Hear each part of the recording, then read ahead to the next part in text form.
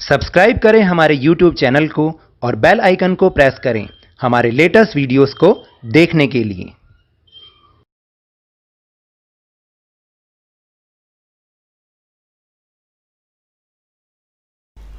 Hello and welcome to Lavneesh sir की क्लास। आज की ये directorate of education GNCT of Delhi की वर्कशीट नंबर 12 जो कि क्लास 6 के स्टूडेंट्स के लिए ही है, यह ली गई है सोशल साइंस के हिस्ट्री से, जिसकी बुक का नाम है हमारे अतीत भाग 1। और इसमें हम पार्ट 2 को समझ रहे हैं, जिसका नाम है आखेट खाद्य संग्रह से भोजन उत्पादन तक।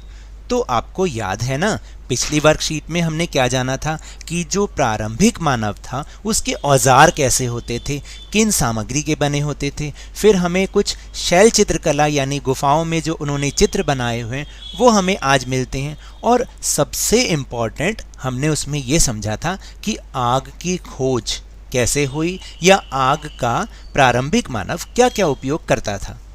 आज हम इस वर्कशीट में कुछ और उसके आगे का जानेंगे, जैसे हम कुछ युगों के बारे में जानेंगे, कुछ समय के बारे में जानेंगे। तो चलिए शुरुआत करते हैं मेरे साथ और समझने का प्रयास करते हैं। तो जो सबसे पहला टॉपिक है ना इस पार्ट का, वो है बदलती जलवायु, यानी जलवायु कैसे कैसे बदलती चली गई।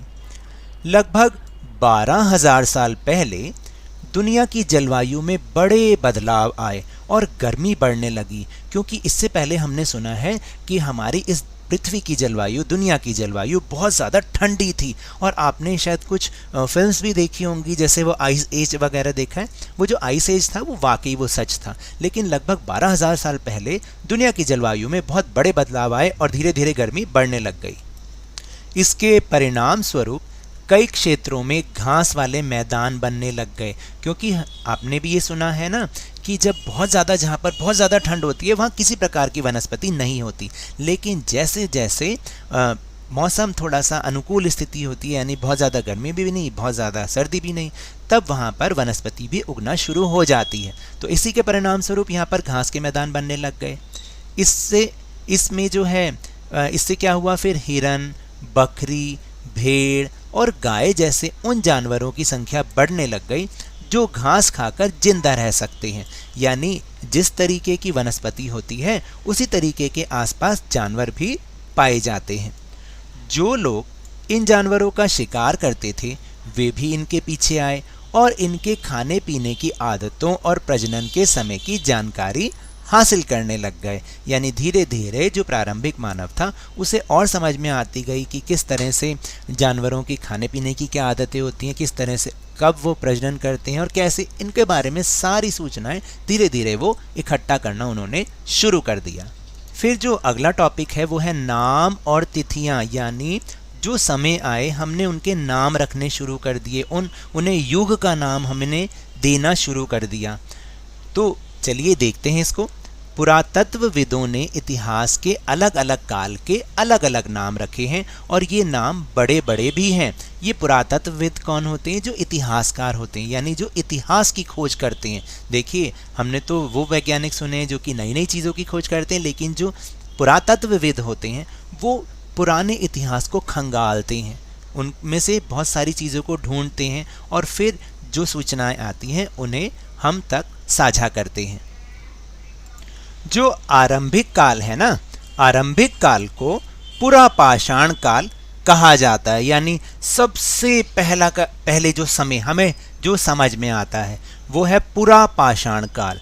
यह दो शब्दों यानी प्राचीन और पाषाण यानी पत्थर से बना है।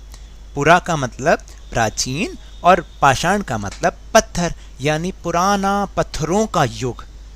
यह नाम पुरा स्थलों से प्राप्त पत्थर के औजारों के महत्व को बताता है, क्योंकि हमने पिछली वर्कशीट में भी समझा था कि सबसे पहले जो प्रारंभिक मानव था उसने पत्थरों के ही औजार बनाए, इसलिए उसको शायद पुरापाषाण काल कहा जाता है।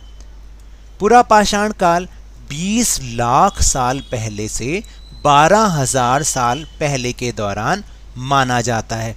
यानी आज से करीब 20,000 साल पहले से लेकर और 12,000 साल, क्योंकि जो आप देखिएगा आप बोलेंगे कि हम 20 से पीछे क्यों आ रहे हैं, क्योंकि जो इससे पहले का समय है हम उसको इसी तरीके से बताते हैं।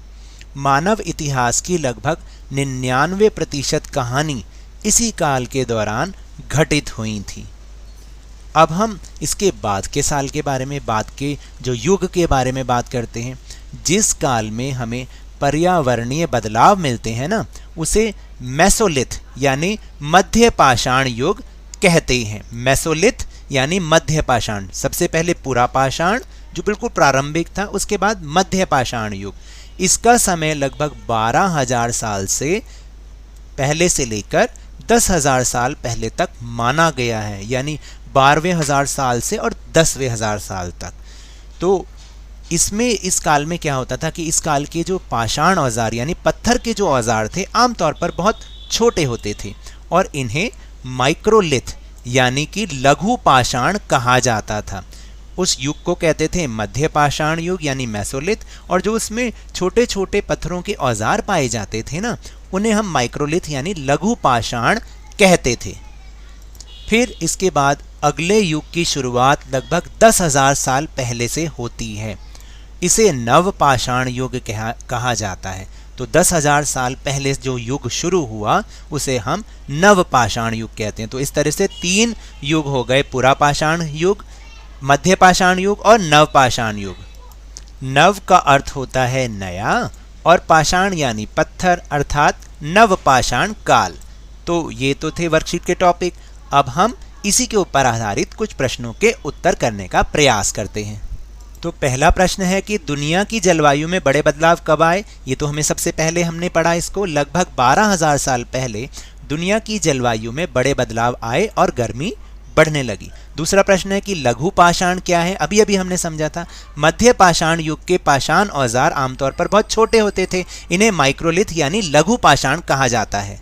फिर तीसरा और आखिरी प्रश्न है कि नव पाषाण युग से आप क्या समझते हैं। तो लगभग 10,000 साल पहले के समय को नव पाषाण युग कहते हैं। तो ये तो थी आज की वर्कशीट। अगर मेरे इस तरह समझाने से आपको थोड़ा सा भी समझ में आया हो तो इस चैनल को ज़्यादा से ज़्यादा सब्सक्राइब कीजिए, लाइक कीजिए और बहुत ज़्यादा शेयर भी कीजिए। और हाँ, मेरे साथ इसी तरह आसानी से वर्कशीट को समझते रहिए, लेकिन ध्यान और मन लगाकर पूरी मेहनत और लगन के साथ पढ़ते रहिए।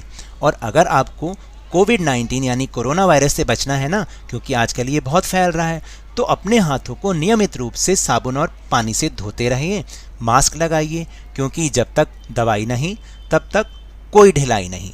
धन्यवाद।